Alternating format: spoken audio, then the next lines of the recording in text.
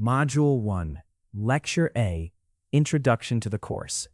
In Master PyTorch 2.10.0, you'll move from simply getting PyTorch installed to confidently building, training, optimizing, and deploying deep learning systems that you actually understand end-to-end.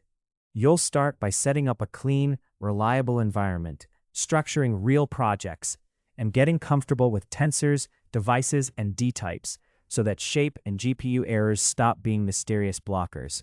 From there, you'll see how dynamic computation graphs, autograd, and optimization really work in practice.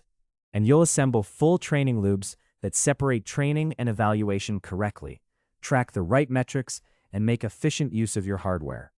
As you progress, you'll build robust data pipelines for images and text, turning raw files and messy sentences into well-structured tensors with thoughtful preprocessing and augmentation.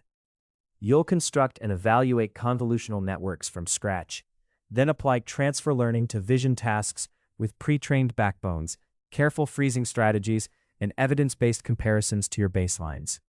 On the NLP side, you'll design tokenization and vocabulary pipelines, create padded batches with custom collate functions, and train embedding-based text classifiers. With that modeling foundation in place, you'll then accelerate training using Torch Compile, profile and benchmark your models, scale them across multiple devices with distributed data parallel, and finally export and serve static models using Torch Export, REST APIs, and production-aware inference patterns.